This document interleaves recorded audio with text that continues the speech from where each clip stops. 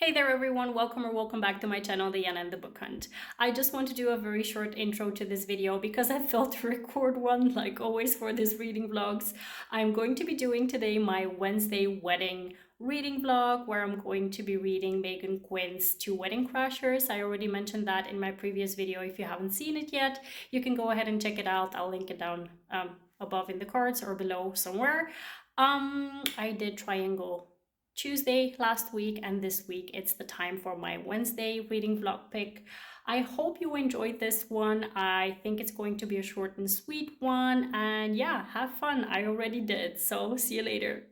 Hey everyone, it's time for my update for the Wedding Wednesday reading vlog. I'm about 25% into the audiobook for Two Wedding Crashers by Meghan Quinn, and I think that this reading vlog is going to be a short one. If I have to be very honest, while it is a typical rom-com entertaining type of read, I am not really too much into it.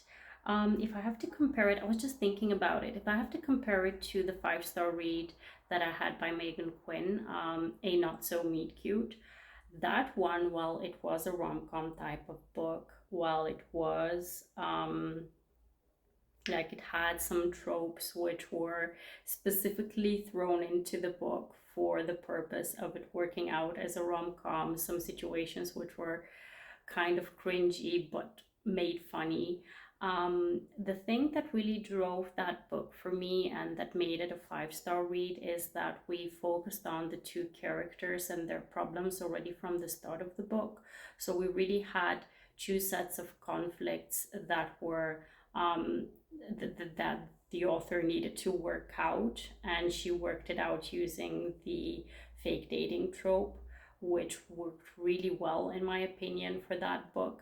Here in this book we don't really have that, to be honest, or at least I haven't come across the conflicts yet, which makes it kind of, we're following along with how these two characters meet, and they're going to be crashing a wedding, both of them, and they have a bit of banter with each other, but we don't really have any purpose yet. So I'm kind of stuck with it, kind of waiting on something to happen that will intrigue me more. And that is something that 25% into the book is not very good. But anyway, so we have the main hero and heroine. I don't remember the names.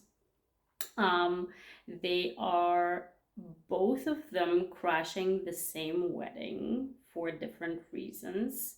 The hero gets roped into going to this wedding because his best friend and his wife, they have two kids and they've rented out 2 rooms. And if he doesn't come with them, they'll be forced to take their kids with them, while if he comes along, they can kind of rope their parents into watching the kids so that they can be like, yeah, we need to take him with us, so we can't take the kids. And they really wanted to have some alone time, so he kind of got roped into going. And then the heroine, her best friend, basically she invited her because she was like, yeah, it's my cousin who is getting married. And because the heroine is an author and she has a very huge writer's block and she's a romance author, they thought it would be a good idea for her to come along to kind of get ideas for her new book that is due. So both of them are going to be crashing this wedding of people that they don't actually know. And what we come across already from the start of the book is their journey with the airplane, where both of them are on the same plane. And there is this kid which is very fussy and is crying the whole time, so the heroine offers the mom to just hold her for a little bit so she can kind of have a break, and then the baby pukes on her. So this is the kind of situation that is thrown into the book to make it kind of funny. But while it was funny, I don't know, it just wasn't on the same level as if I compare it to the other book. I know that it's not good to compare books, but just the whole funniness of the cringy type of scene was not so funny in this one. I don't know how to explain it well, but it just wasn't my type of thing. So yeah, at this point in the book, both of them, they've already had their meet cute in the plane.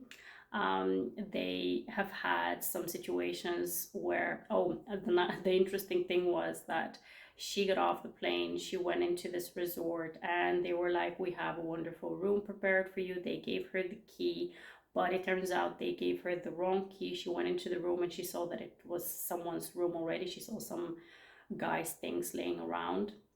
But she was like, "I'm puked over. I just want to take a shower real quick, freshen up, and then I'll go to my room." And then obviously he comes in and sees her half naked. So that is another cringy situation that comes through. That one was well done. I think it made sense, where you see the attraction between them. You see her embarrassed, but you see that she appreciates that he is not making a big fuss out of the whole situation. So they kind of start hanging out after this um, second meet cute that they have. So yeah, they have good banter together. They have this insane attraction. At least we are getting told that they have this insane attraction, but I'm not feeling it yet, if I have to be honest. So at this point in the book, I'm like not won over yet. So I think that this vlog is not going to be too long. I'm going to update you probably if something interesting happens, and if it doesn't, then I'm going to update you once I finish the book. I think I'm going to be able to finish it today. If not tomorrow, I'm going to see how it goes. But yeah, it will be up by Wednesday anyway, so you'll have to wait and see how this vlog will go. See you later. Good morning, everyone. I woke up about 10 minutes ago, and because I have a very hectic day planned today, I'm going to try to update you with a quick update on Two Wedding Crashers because I'm about 60% into the book now, and it's really growing on me. I mean, the book started off with me not being able to connect to the characters and feeling like the rom-com situation where we have a lot of scenes that are supposed to be funny are just not working for me, are not my type of humor. So I really was wondering whether I'm going to be able to finish this book. But now that I'm 60% into the book, I have to say that the characters, or at least um, their relationship and their connection is growing on me. And this is mostly because of Beck. I remember their names now. It's Beck and Riley. Basically, what happens, I don't know where we left off on the last one, but um, they attend this wedding, right? And before the wedding progression and also during the wedding, they have a lot of fun together, and they have an insane attraction towards each other. Obviously, they spend the night together, but Beck really feels like this shouldn't be just a one night stand thing, while Riley is convinced that nothing else is possible, and she has come with the sole purpose of just having a one night stand and also doing some research for her book. And um, the thing between them, the problem, so we finally found the purpose in the book. And the problem that we're dealing with is that they live very far from away from each other. Beck lives in California, while Riley lives in Maine. So basically, it's difficult or impossible for them to be together. And the interesting thing is, uh, Beck actually is a recovering alcoholic and he has a sponsor. And I think his relationship and his conversations with his sponsor, also with his friends, is what got him to believe that he should fight for Riley, right? So he shouldn't just if he felt so good with her and if he feels such a connection with her that he should do something about it, even though they're long distance, he should try to connect with her. So he started texting her and trying to wear her down to kind of maybe form a friendship while they're already back from the wedding.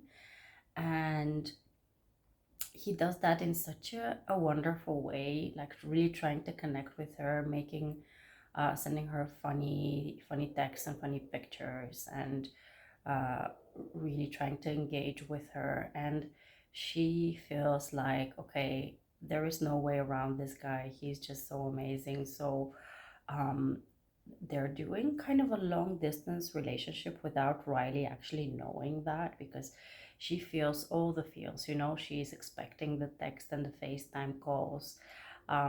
She's wondering about him. He is obviously thinking about how he should make it work. So that is something that honestly I haven't really, or I can't remember a book where two people are trying to make it long distance. In this one, obviously, we have one character who doesn't think they're doing long distance because she is just thinking that it was a one night stand thing. And then the guy, he's like, I'm gonna find a way to make this work. So he is in for it. But I don't remember having read a book where people were doing long distance successfully. So this is something that has intrigued me within the book, I have to be honest. So in this case, the author made an amazing decision of kind of trying to get you feel the feels also, that you've connected with someone and you want to have them make it work. And yeah, I'm curious about how this is going to go, how they're going to bridge the long distance relationship situation. Also, Beck hasn't admitted to Riley yet that he is a recovering alcoholic. What we're finding out about Riley is that she is finally getting over her writer's block, because she saw at the wedding the wonderful relationship between the couple that kind of inspired her, but also obviously her own experience with Beck is something that has triggered her to be able to write. They have a lot of banter about the sex scenes that she writes as a romance author, which is amazing. And yeah, I'm really intrigued by it now. I have to say that it started off as being a bit of a dud, and then now I'm really intrigued by it. So I can't wait to finish it, and I'll update you as soon as I'm finished. So I just finished Two Wedding Crashers by Meghan Quinn. And I was really surprised in the end. I have to say that I think I mentioned it before in the previous update that I wasn't really sure whether I was going to finish this book, because it started off kind of rocky. At least I thought like I felt like this book had no purpose, or the characters didn't have any purpose.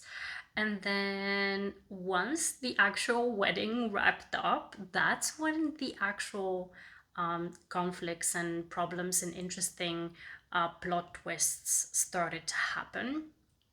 I don't remember where we left off the last time. I think it was like at 60% within the book, where the characters had already gone through the wedding that they crashed, and they had already parted ways. One of them lives in California. I think Beck lives in California, and Riley lives in Maine. And the two of them really like each other, and they've started to text around, FaceTime a lot, and they feel like both of them have feelings for each other. And Beck is like, we really need to explore this. Let's just go and crash some more weddings in Vegas. So both of them book a ticket to Vegas to crash some more weddings, but actually, of course, this is all pretense of Beck's to get her to come and spend more time with him. And in that time, he can maybe convince her that they should explore a relationship together. Now, before this point, we do know that Beck is holding something back when it comes to his past. And when they visit Vegas, he is upfront with her. He tells her his story, that he used to be married, he's now divorced, and he had a very toxic relationship with his ex-wife, which led him to become an alcoholic. And because of his alcoholism, he had a very bad accident, which has impacted his life, which has led him to kind of turn his life around in many cases, and has impacted his overall yeah, I don't want to spoil one thing away. I've spoiled enough in this vlog. But yeah, it just had a very big impact on him. And I was like, wow, this is a very good twist, like a very good conflict within the book that was explored very well, also with very much understanding from Riley's side.